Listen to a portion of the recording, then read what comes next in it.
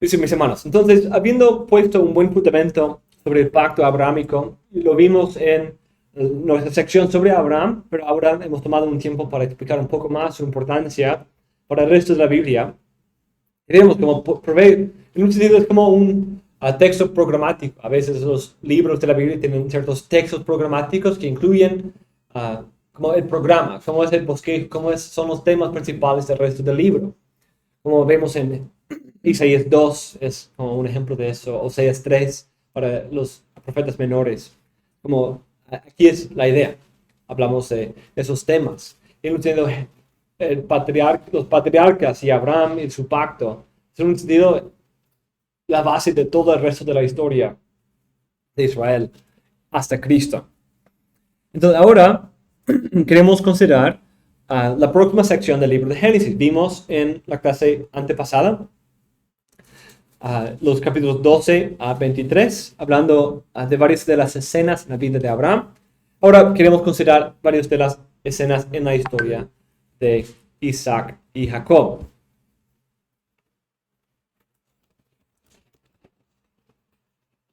Entonces, en capítulo 24, ya la atención gira alrededor de Isaac y la búsqueda de una esposa para Isaac. Y aquí es otra vez, vemos un poco la bendición del Señor. El Señor había bendecido a Abraham en todo.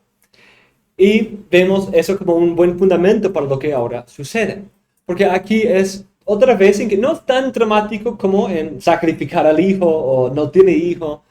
Pero todavía hay parte de esa idea de cómo vamos a ver el cumplimiento de esa promesa si Isaac no tiene una esposa. ¿Cómo va? No está bien que esté solo, ¿cierto? Necesita una compañera, necesita alguien con quien cumplir esta comisión y bendecir las naciones. Entonces, hay un tipo de juramento entre el siervo de Abraham y el siervo de Abraham y Abraham, y él va para buscar una esposa entre sus familiares de Padán Aram.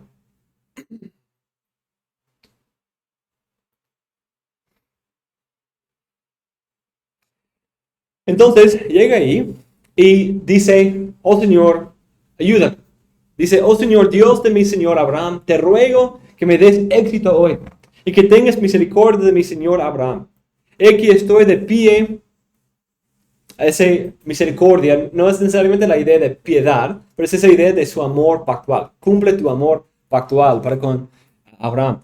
Y que estoy de pie junto a la fuente de agua, y las hijas de los hombres de la ciudad salen para sacar agua.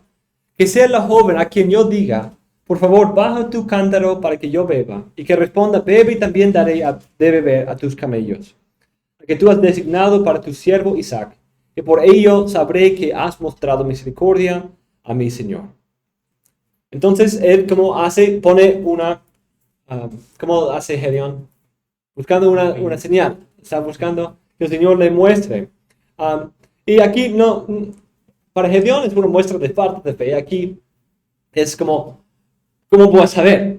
Ayúdame, señálame qué debo hacer.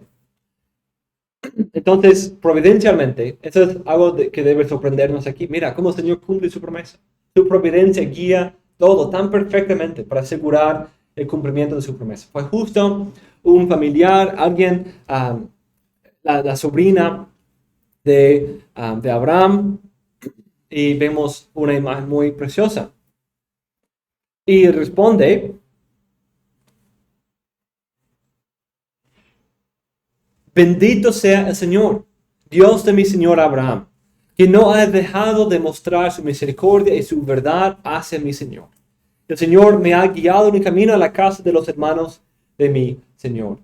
Entonces algo que entender aquí es que no tenían mapas, no tenían brújulas, no tenían carreteras, no tenían esas cosas para que uno podía salir de una tierra y llegar a su destino sin preguntas, sin cuestionamiento.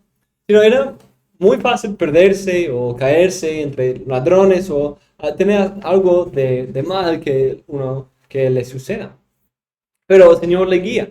Y eso así lo ve. El Señor me ha guiado en el camino a la casa de los hermanos de mi Señor. Justo a donde quería llegar, el Señor lo lleva y le muestra, conforme a la señal que había pedido, quién debe ser. Entonces pone los anillos, que en un sentido como un poco, como una muestra, ¿cómo es? La dote. Ajá, sí, la dote, buscando pagar ese precio para tenerla como la esposa de Isaac. Y de ahí él entra y pasa tiempo con ellos y con la familia, y de ahí ya es tiempo para regresar. Y le explica, le repite al padre todo lo que el Señor había hecho con Abraham. Le repite la historia ahí. Y eso es algo interesante de manera literaria. Repite la historia. No es, en un sentido, acabamos de leer esa historia, ¿por qué repetirlo? Es algo que debe impactarnos con lo especial de esta historia, lo especial de la providencia del Señor, la guía y bendición del Señor. En esas cosas que quizás parecen cotidianas, de un viaje, de encontrar una esposa, pero en eso vemos la mano del Señor y su providencia. Del Señor ha salido esto, no podemos decirte que está mal ni que está bien. No podemos decirte nada porque del Señor ha salido esto. Entonces, eso es lo que, como nosotros debemos responder también. Eso seguro es el dedo de Dios, es de la mano del Señor. Aquí Rebeca está delante de ti, tómala y vete, y que sea ella la mujer del hijo de tu Señor, como el Señor ha dicho.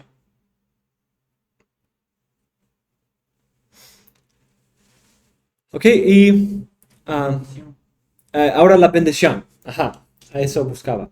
Entonces, ahora sale y bendijeron las familiares de Rebeca. Le bendice y dice que tú, hermana nuestra, te conviertas en millares de miriadas y posean tus descendientes la puerta de los que los aborrecen. Aquí debemos notar la conexión con Abraham, ¿cierto? Todo eso es de parte del Señor. Y aquí vemos la idea de una nación grande y la conquista de los enemigos. Eso es lo que le está pidiendo, o con la cual está bendiciendo. Oh, hermano, que tú seas la madre de una gran nación y que tu hijo posean las puertas de sus enemigos. Esa es una imagen de conquista. Entonces se van. Y interesante, regresamos a mencionar otro lugar. A veces los lugares en Génesis son interesantes. Llega a ver Lahai Roi. ¿Qué es ese lugar? Es el lugar, ese pozo de Agar, donde Dios había aparecido a ella, donde Dios había visto y había escuchado. Es como un símbolo de la providencia del Señor, de su cuidado, de su pueblo, de las personas, de su actividad, de ver y escuchar la realidad, lo que sucede en el mundo. Y eso es todo lo que la historia anterior también nos ha dicho. Dios está activo, viendo, guiando lo que está pasando aquí y se conecta con ese lugar de una manera intencional, parece.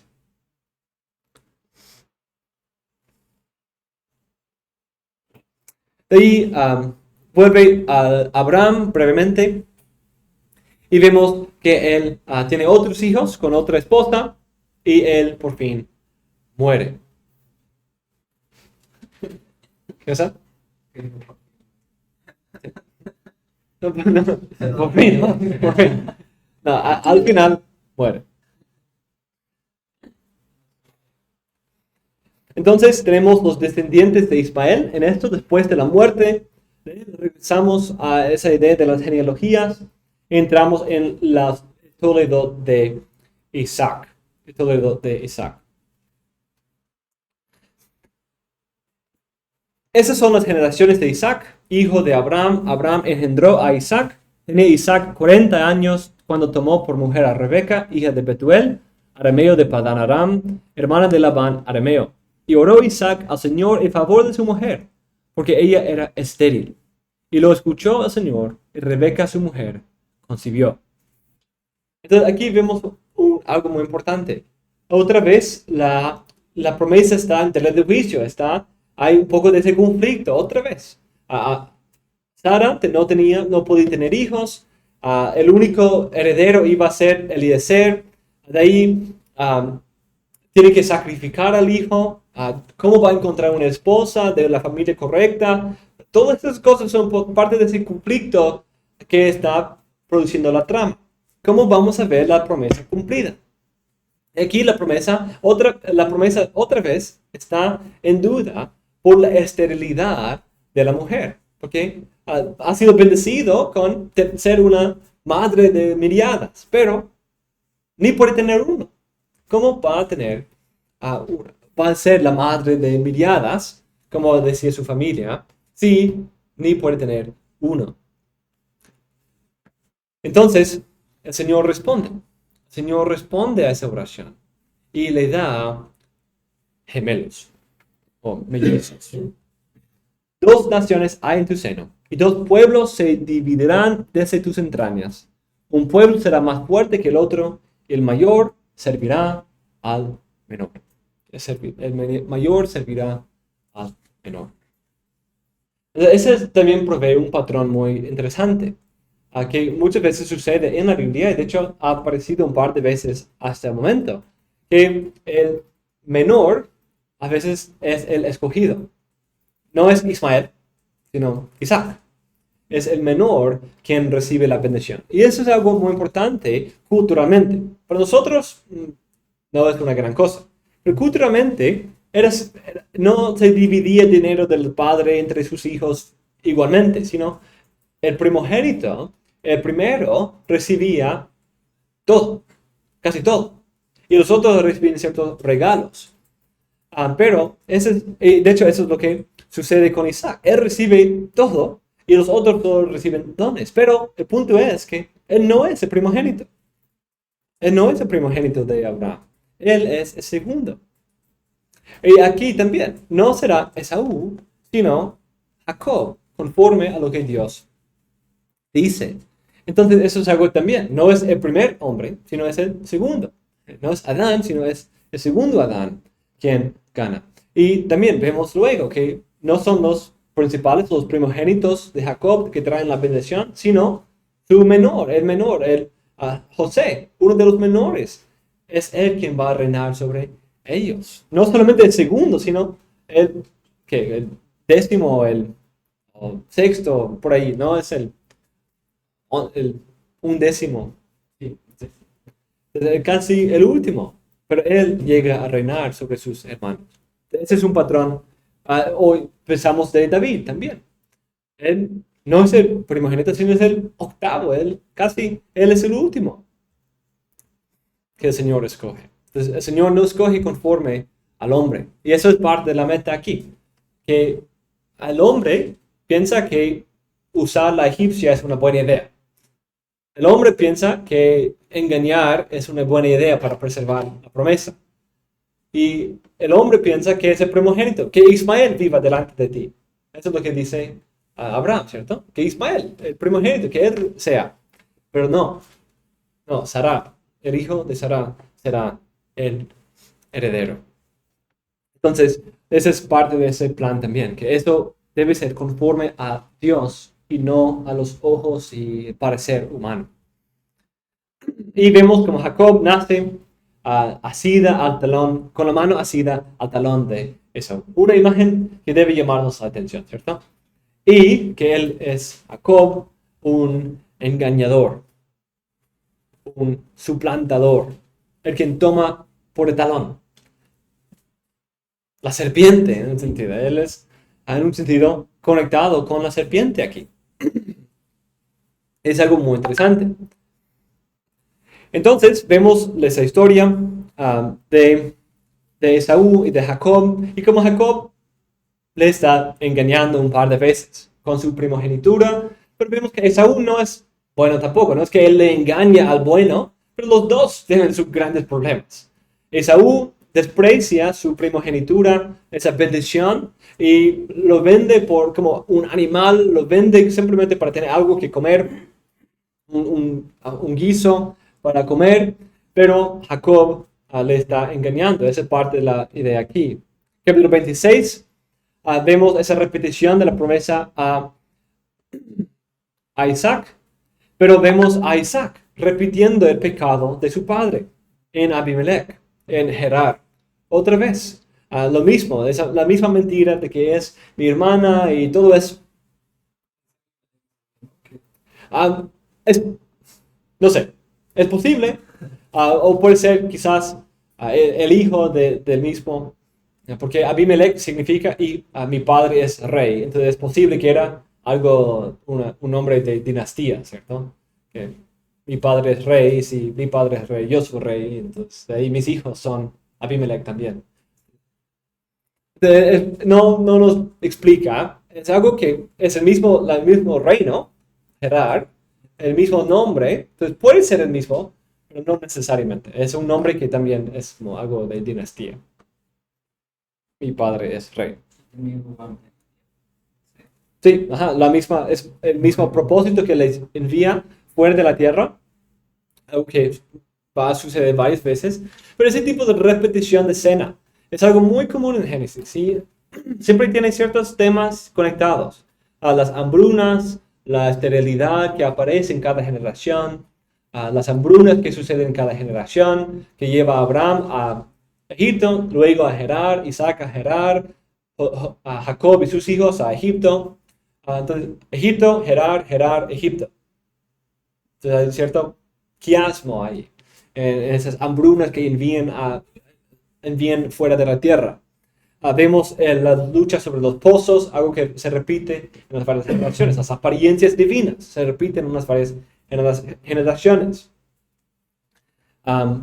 Los engaños se repiten en todas las generaciones. No son de la misma. Jacob no hace lo que hace Isaac y Abraham, pero sí se guía todo por engaño, buscando engañar a su hermano, engañar a su suegro, quien le devuelve el engaño, y incluso trata de engañar a Esaú otra vez, enviando al triste lo que envía a sus siervos y algunas de sus esposas para que ellos mueren primero. Entonces, eso sí es algo parecido a lo que Abraham y Isaac hacen. Sí, eso es muy triste, pero es algo parecido. Pues que tú te expongas por mí, en un sentido, que tú tengas que exponerte al peligro para que mi vida sea salva. Sí, es algo muy parecido.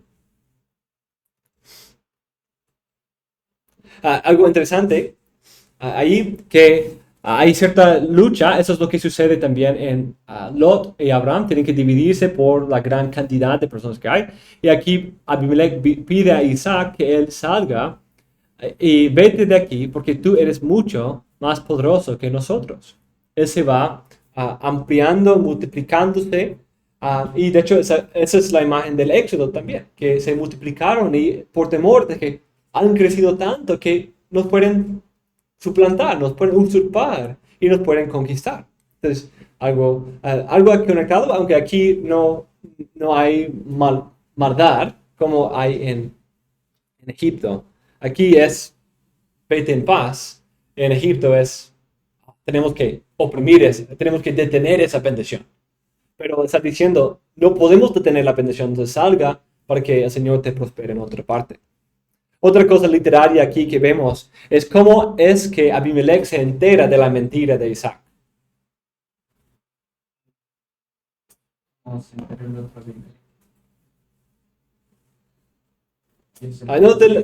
se dice de la misma manera. Pero aquí, ¿qué dice? Sí, es interesante. La palabra es riéndose con su esposa. Es la palabra Isaac. Vio a Isaac y sacando con su es algo que es un eufemismo, obviamente, por algo. Aquí en la Biblia de las Américas dice acariciando.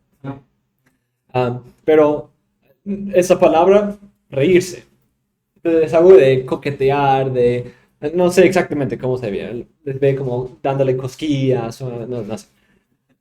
Pero Pero es algo interesante, ese lenguaje de reírse es de hecho algo que se repite en algunas partes del libro. Lo vemos en los padres, Sara y Abraham, que se ríen en la promesa. De ahí ríe en el nacimiento, pero ahora con gozo, no con duda, sino con gozo por el nacimiento, y por eso le pone nombre a Isaac. Y ahora vemos a Isaac riéndose con su esposa, como algo que lo expone en su duda. Y luego creo que aparece luego también en otra parte.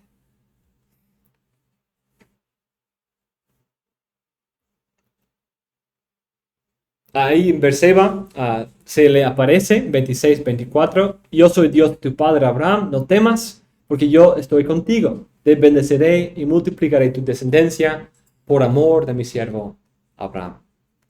Otro buen ejemplo de lo que estábamos hablando antes.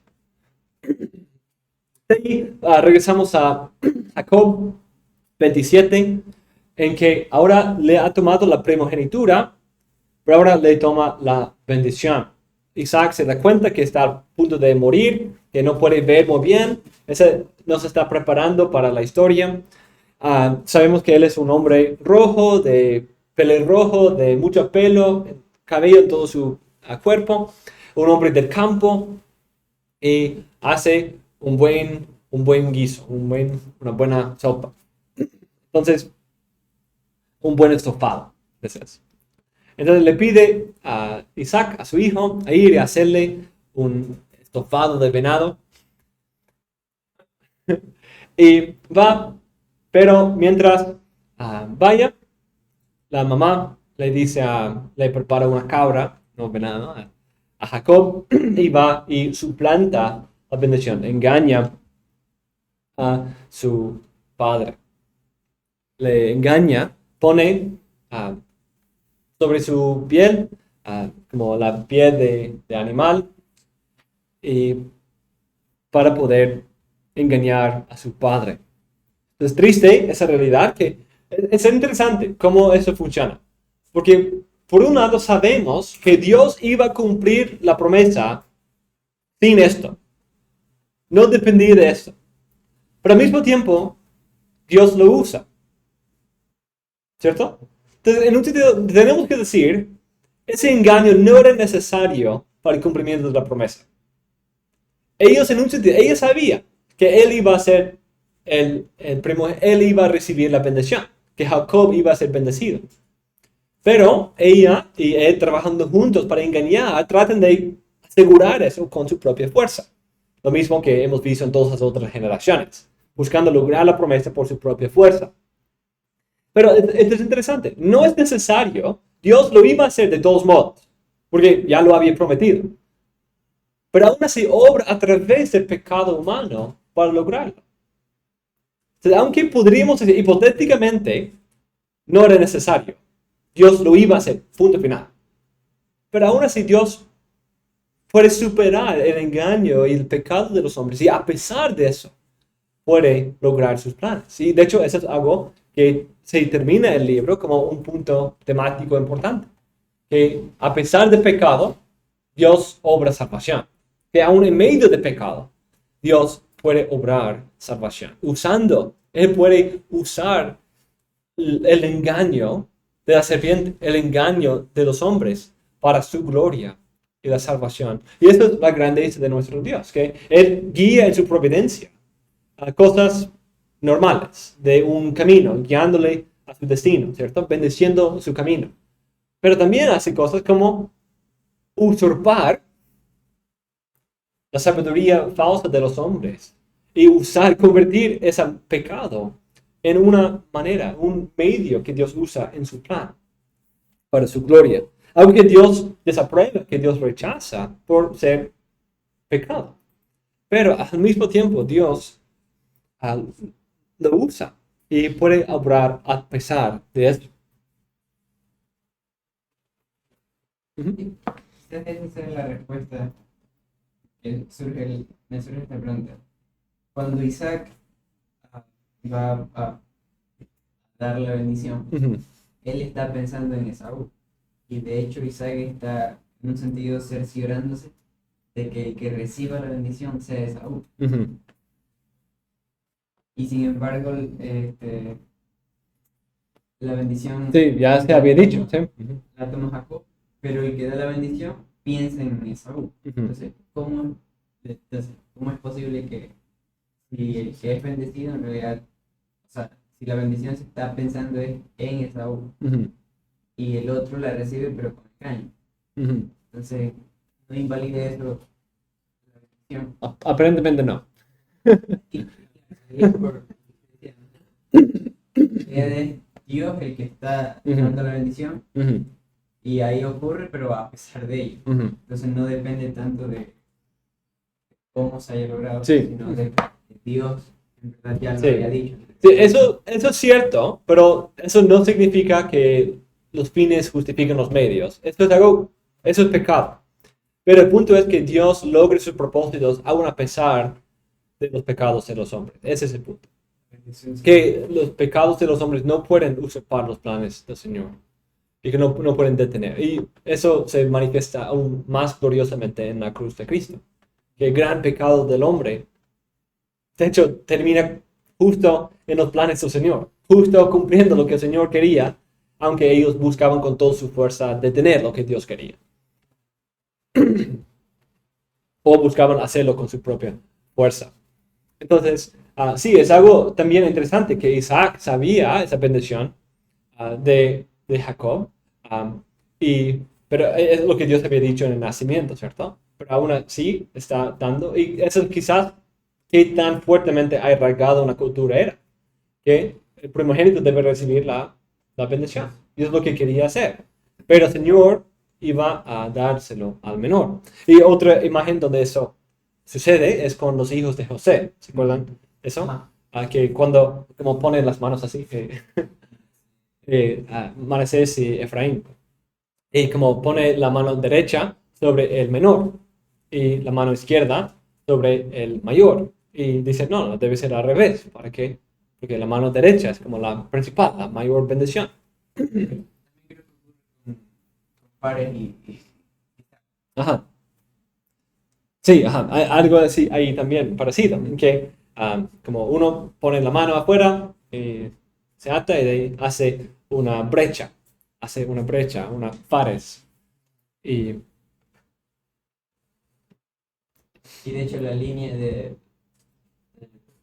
perdón, sí. no, de quién viene la Ah, sí, generación es a través del menor, es sí. el menor. Ujú. Ah, Sí. Sí. Como Salomón. Salomón no es el mayor. Y eso es parte del problema de Primera de Reyes 1 y 2. No es el mayor.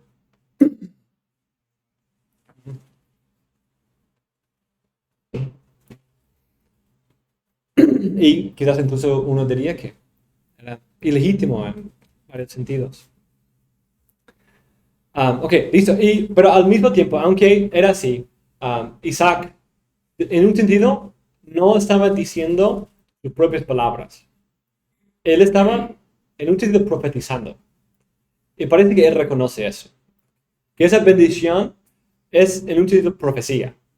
Entonces, por eso dice, ¿quién fue entonces el que trajo casa antes de que tú vinieras? Y me la trajo, y yo comí de todo, y lo bendije. Sí, y bendito será. En un sentido, para él es como, simplemente hablé las palabras del Señor, y no puedo revocarlas. No puedo quitar esas palabras. Ya se han hecho. Tu hermano vino con engaño, merma, a la palabra de la misma raíz que la serpiente, y se ha llevado tu bendición. Se ha llevado. Tomó. Pues me has tú plantado esas 2 veces, me quitó mi primogenitura y aquí ahora me ha quitado mi bendición. ¿No has reservado una bendición más para mí? Y dice, no, pero aquí hay algo. Y dice, aquí, lejos de la fertilidad de la tierra será tu morada, lejos del rocío que baja del cielo. Entonces, eso es lo opuesto de lo que se dijo a Jacob. Que tuyo sea el rocío de los cielos y que produzca abundancia tu campo, que tú seas un campo fértil, ¿cierto? Por tu espada vivirás y a tu hermano servirás. Mas acontecerá que cuando te impacientes arrancará su yugo de tu servicio.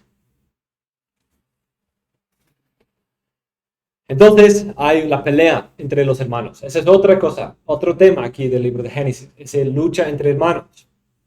¿Cómo? ¿Cuándo? A Caín y Abel. Es el primer ejemplo. Caín mata a su hermano porque él era justo. Aquí por engaño. Quizás podemos dar cierta razón a Esaú en estar enojado. No en querer matarlo, pero en estar decepcionado. Pero vemos que es el Señor haciendo esto. Y luego lo vemos aún más obviamente en José y sus hermanos, ¿cierto?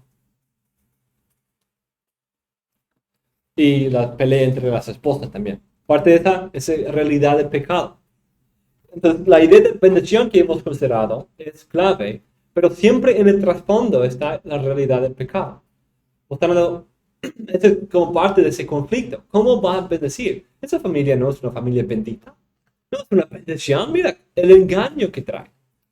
Pero siempre es a pesar de ellos. Y eso vemos algo que vemos en los próximos capítulos de Jacob en su viaje a Padán Aram. Ahí sale y tiene ese sueño de la escalera divina, que parece que Cristo se identifica a sí mismo como esa escalera en Juan 1. Entonces hay algunas cosas ahí interesantes, bíblico-teológicamente, pero ya lo hemos considerado un poco. También vemos otra vez un regreso a Arán, sale de la tierra, algo que tiene cierta connotación mala, de decepción, de, ok, ¿cómo van a cumplir la promesa? ¿Cómo van a recibir la tierra que si ahora está fuera de la tierra? Tienen que salir a buscar. Y se queda ahí por mucho tiempo, ¿cierto? Por más de 14 años se queda ahí.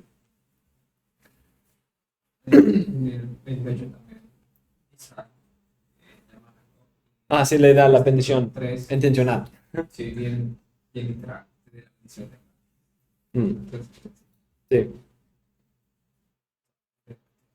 Para que tomes posesión de la tierra de tus peregrinaciones. Sí, y también tiene la imagen de fructificar. Llegar a ser multitud. Ajá.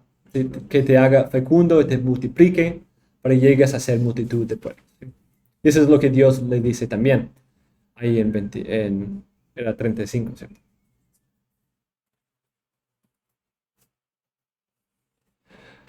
Listo. Entonces, ahora llega y vemos una imagen muy parecida a la del siervo cuando él fue, ¿cierto?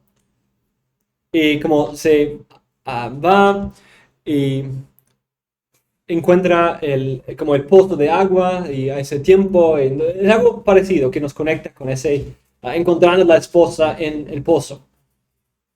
Y Jacob viene y le ayuda como un caballero, le ayuda a las señoras para poder dar a beber a las ovejas. ¿Qué cosa? Como dices también pasa. Sí, ajá. Sí, hay otra conexión ahí. Entonces, ahora vemos algo interesante. Un juicio poético. Que Jacob había buscado todo por engaño, pero ahora él tiene que tomar su propia medicina. Lo que él le da a otros, ahora él tiene que tomar el mismo. Y Labán, su suegro, le engaña. Primero por su esposa, quien había trabajado para Raquel, pero le da Lea. ¿Por qué? Porque es la primogénita. Porque ella es la primera. Entonces, otra vez, esa misma idea. Tiene que ser el mayor o la mayor antes de la menor. Pero eso como va en contra de la idea aquí. Entonces, él trabaja para Raquel después. Y vemos las dos siervas también. Otra vez, la esterilidad afecta a la familia. Y eso entra en una historia muy triste de pecado, de otra vez Agar, como ese pecado de Abraham. Eso sí se repite aquí con las siervas Bilha y Silpa. Vemos esas peleas de pecado, esas rivalidades entre las esposas, entre los hijos. Y es una realidad del pecado, lo que produce el pecado y sus grandes efectos en esta familia. Pero a pesar de eso, el Señor prospera a Jacob, y él es bendecido y trae bendición. El Señor te ha bendecido en todo lo que he hecho. Porque dice a Labán, porque tenías poco antes de que yo viniera, y ha aumentado hasta ser multitud. El Señor te ha bendecido en todo lo que he hecho, y ahora cuándo proveeré yo también para mi propia casa. Entonces aquí encontramos una historia otra vez interesante, en que parece que había cierta idea genética en ese tiempo, que si los animales se como aparejaban viendo ciertos colores, así eran sus hijos. Entonces él hizo con las cañas alrededor de un pozo de agua, como las cañas que estaban ahí, les hizo como con rayas, para que pensando que al aparearse ahí, iban a salir con los descendientes, con los hijos, así con rayas, con manchas. Entonces, esa es la idea, porque Labán había intentado separar, ¿cierto? Él trató de dividir el rebaño para que no se mezclan, sino que los más fuertes, los mejores, sean los que produzcan y sean el color que habían decidido, que él iba a tomar los blancos, los completos, y Jacob los débiles y manchados y rayados. Pero es algo interesante, que el texto no está enseñándonos algo sobre la genética aquí. Sino, de hecho, otra vez vemos ese tipo de engaño. Los dos están tratando de engañar al otro. Labán está tratando de engañar a Jacob y Jacob le está tratando de engañar a Labán, pero vemos que no importa, porque Dios ya había decidido bendecir a Jacob. Y salen, ¿dónde dice?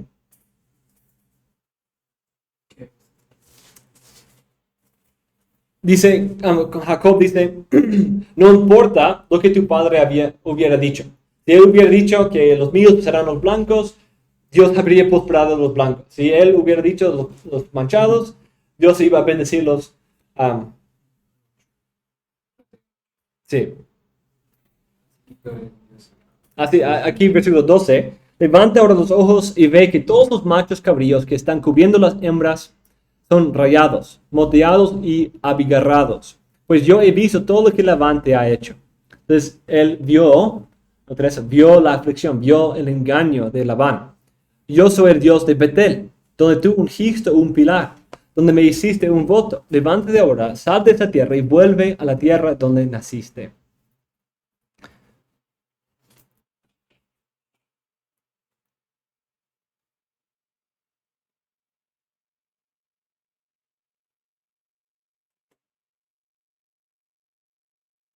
Y Jacob engañó a Labán, arameo, al no informarle que huía. Otra vez, muchas veces esa idea de engaño aquí en esa historia. Sí, hace momentos sí. ¿Qué has hecho engañándome y llevándote a mis hijas como si fueran cautivas de guerra? ¿Por qué huiste en secreto y me engañaste? No me avisaste para que yo pudiera despedirte con alegría, con cantos y panderos y liras, como si eso fuera su intención, ¿cierto?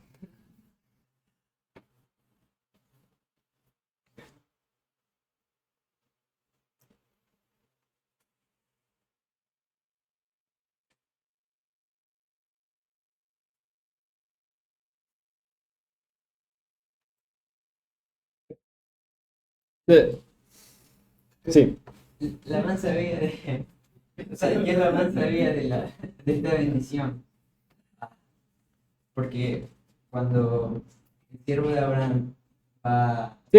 a tomar la esposa para Isaac, Labán estaba allí. Sí. Y en un sentido trataron de hacer lo mismo con el siervo de Abraham. Quererlo Sí. tener ahí para que le den más. Sí. Sí, Se da cuenta de que este es el hijo. Sí, es parte de esto que sí trae bendición, pero está buscando robar esa bendición, ¿cierto? Está como Faraón oprimiendo esa bendición. Entonces, la parte que yo buscaba creo que es aquí en 14. ¿Tenemos todavía nosotros parte o herencia alguna en la casa de nuestro padre?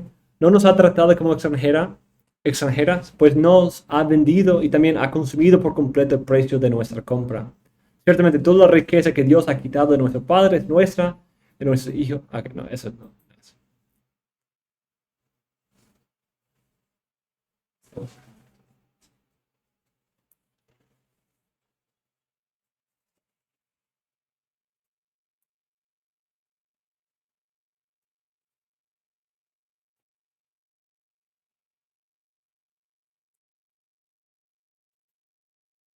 Entonces, sí, vemos algo, ok, lo que acabo de leer sí es algo importante para lo que sucede después.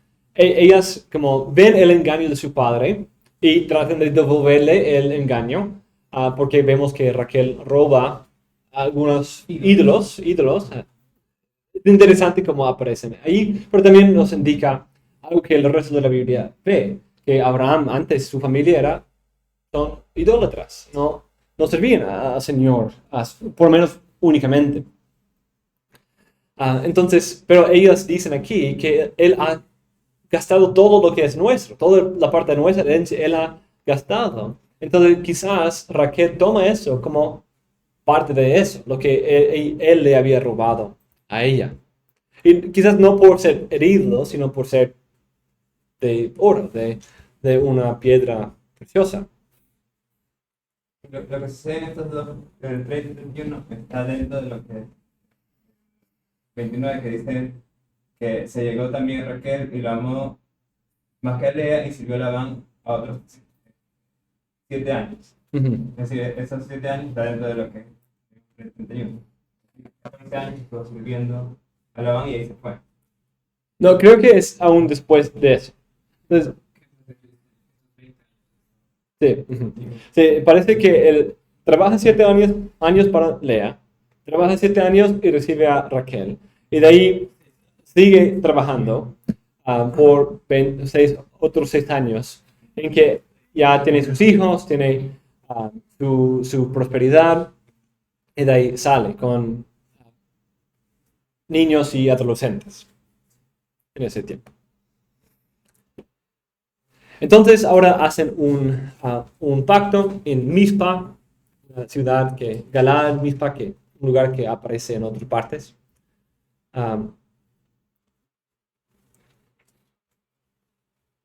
Y 32, encontramos ese tipo de engaño que ya regresando a la tierra, envía a algunos de sus hijos y de sus esposas a enfrentarse con Esaú antes de él. Pero el Señor lo bendice, le da favor ante los ojos de Esaú. Y, de hecho, es una imagen muy preciosa aquí de la reconciliación, el perdón, de la restauración entre Esaú y Jacob.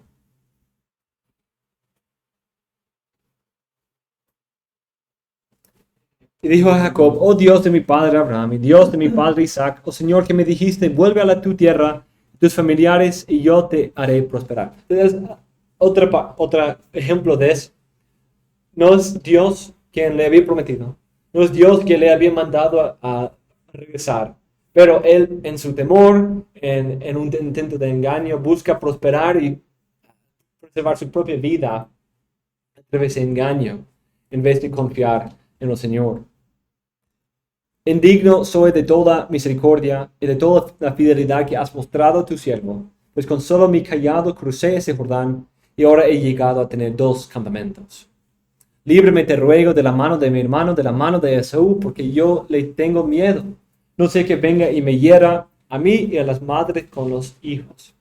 Y tú dijiste: de cierto te haré prosperar, y haré de tu descendencia como la arena del mar, como no se puede contar por su gran cantidad. Y de ahí el Señor le responde, le escucha y le da gran bendición. Y de ahí lucha con Dios. Y aquella misma noche se levantó y tomó sus 2 mujeres, a sus 2 siervas y a sus 11 hijos, y cruzó el vado de Jaboc. Los tomó y los hizo pasar el arroyo, e hizo pasar también todo lo que tenía. Jacob se quedó solo, y un hombre luchó con él hace rayar el alba. Entonces aquí está entrando la tierra, ¿cierto? Está cruzando el río y está entrando dentro de los límites de la tierra prometida, y al entrar se encuentra con Dios. Cuando vio que no había prevalecido contra Jacob, lo tocó en la coyuntura del muslo y se dislocó la coyuntura del muslo de Jacob mientras luchaba con él. Entonces el hombre dijo: suéltame porque raya el alba. Pero Jacob respondió: no te soltaré si no me bendices. Y él le dijo: ¿cómo te llamas? Y él respondió: Jacob. Y el hombre dijo: ya no serás tu nombre Jacob, sino Israel, porque has luchado con Dios y con los hombres y has prevalecido. Entonces Jacob le preguntó y dijo: dame a conocer ahora tu nombre. Pero él respondió: ¿por qué preguntas por mi nombre? Y lo bendijo ahí. Y Jacob le puso a aquel lugar el nombre de Peniel, porque dijo: he visto a Dios cara a cara, y ha sido preservada mi vida. Y le salió el sol al cruzar Peniel, y cojeaba de su muslo. Por eso hasta hoy los hijos de Israel no comen el tendón de la cadera, que está en la coyuntura del muslo, porque el hombre tocó la coyuntura del muslo de Jacob en el tendón de la cadera. Es algo interesante, que hace esta imagen, lo que sucede aquí, como algo que establece prácticas y la vida de Israel para el futuro. Al ver ese evento, quiere que pensemos en la explicación para las costumbres de Israel. Y no solamente que comen, sino de hecho esta historia es en un sentido la explicación de por qué Israel se llama Israel. Porque son el pueblo que pelea con Dios, que lucha con Dios. A veces para bien, a veces y muchas veces para mal. Pero aquí para Jacob es para bendición. Resulta en bendición. Un cambio de su nombre de conexión con la serpiente, ahora su conexión con Dios. Pero de aquí vemos que, a diferencia del cambio de nombre de Abraham o de Sara, no, se sigue refiriendo a él como Jacob. Y ahora Sí. es como Jacob y ahora es como Israel. Sí, es interesante, sí. Sí, no sé por qué. Pero incluso otro, como si te Miqueas, habla de Jacob. Definen los intercambiables al mismo tiempo. Sí. Y de ahí Israel, sí. Jacob es parte negativa. Sí. Y parte de Israel. Sí, No siempre, pero sí a veces. Porque como ahí en Miqueas 7, Jacob es algo positivo. No, digo, aquí hay gente. Sí. Sí, ajá.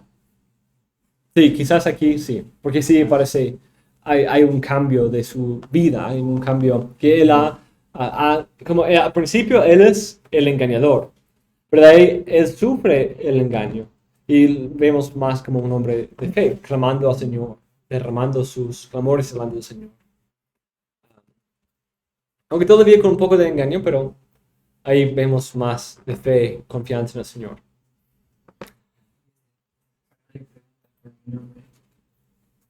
Es admirable. Mm. Es esa lengua.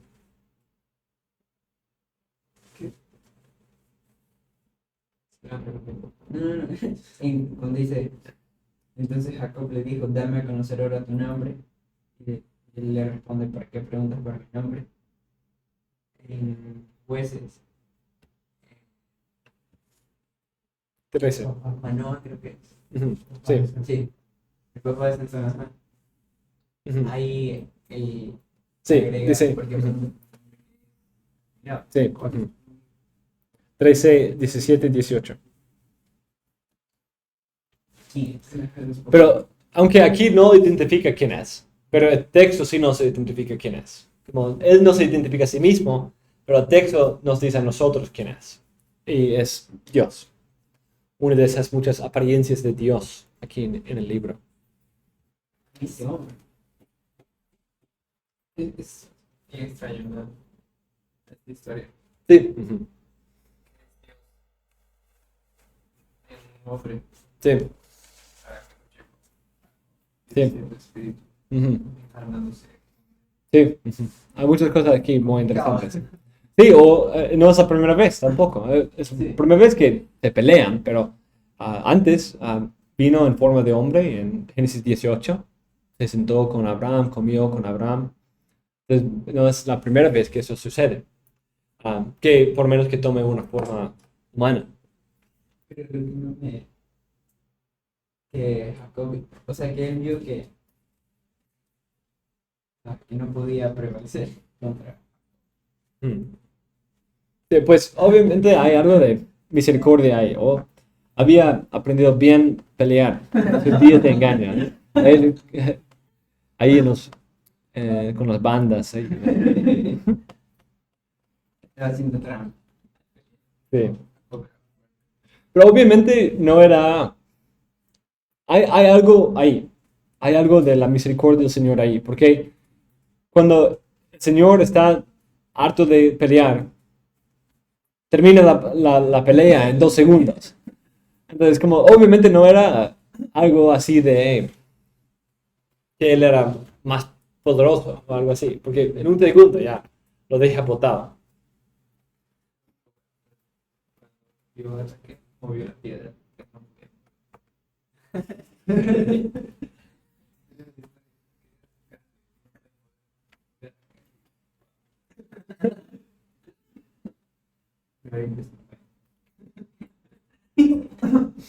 Entonces, algo interesante aquí es que él entra a la tierra, ve a Esaú y se encuentra con él, pero de ahí, ¿a dónde va?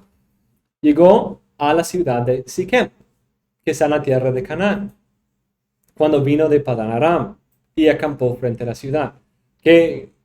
¿Por qué eso es importante?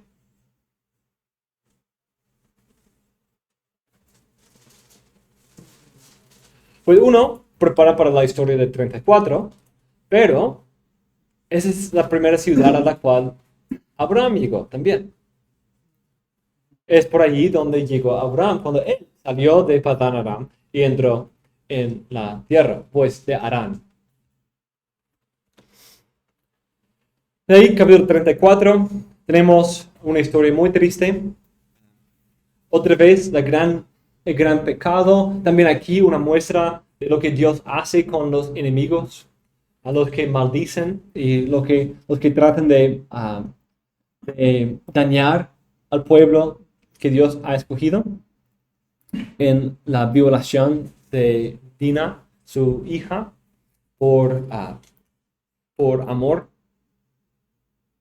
Siquem, el hijo de Amor. Entonces, Siquem en la ciudad de Siquem. Entonces, hace ese acto vergonzoso y terrible. Y el padre está listo para hacer un cierto pacto con ellos. Pero tienen que circuncidarse. Y sabemos que Leví y Simeón se aprovechan de ese tiempo cuando están todos circuncidados y doloridos, ¿cierto? Recuperándose de haberse circuncidado. Obviamente, no algo muy agradable, sobre todo en una edad avanzada. Y van y matan a todos los hombres. Y dice, me habéis traído dificultades, haciéndome odioso entre los habitantes del país, entre los cananeos y los fereceos. Y como mis hombres son pocos, ellos se juntarán contra mí y me atacarán, y seré destruido, yo y mi casa.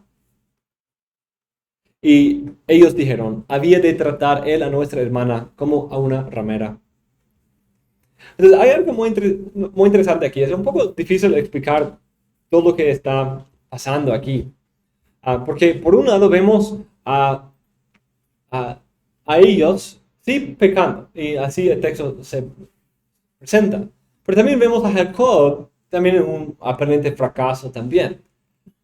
Buscando que a través de esto, que su hija ha sido violada y realmente no hace nada. No hace nada. Y de hecho, como se la entrega. Y hace un pacto con esta familia, en un sentido para guardar su nombre.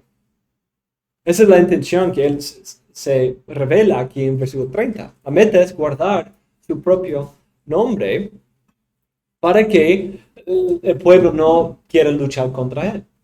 Entonces, es algo que no parece ser algo de fe. En vez de hacer justicia, está buscando preservar su propio nombre.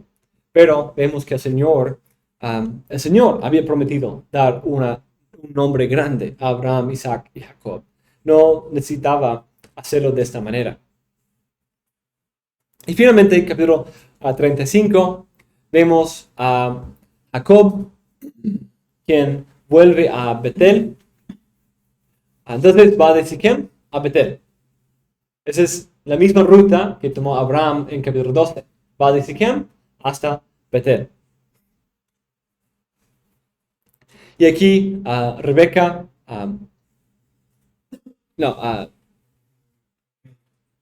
Raquel, aquí.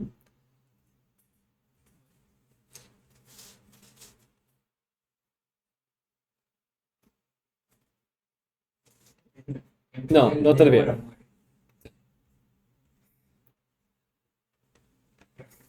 Y aquí Dios se encuentra con él otra vez en Betel. Entonces le aparece como en su padre en Betel por la segunda vez. Aquí repite el cambio de nombre y la promesa anterior. Y ahora tenemos la muerte de Raquel, que nace Benjamín. Y aquí es algo interesante. Otro toque del libro, tema del libro de Génesis, es la idea de la aflicción. La aflicción, ese trabajo, la labor, la dificultad, la aflicción.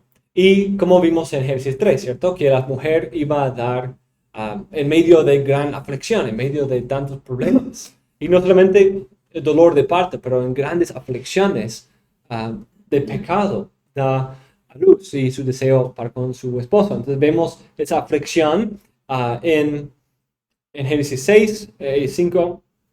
Vemos también en Agar, el Señor ve, escucha su aflicción y el Señor la salva. De ahí, en Génesis 16, de ahí vemos la aflicción aquí de Raquel. Pues anteriormente el Señor vio su aflicción y le dio a José. Pero ahora vemos lo que sucede aquí. Le aconteció que cuando estaba en lo más duro de parto, la partera le dijo, no temas porque ahora tienes este otro hijo. Y aconteció que cuando su alma partía, pues murió, lo llamó Benoni, que significa hijo de mi aflicción. Su padre lo llamó Benjamín, padre de mi diestra. Entonces, esa mención del nombre es otra vez esa idea de la aflicción que el Señor ve, de la cual el Señor salva.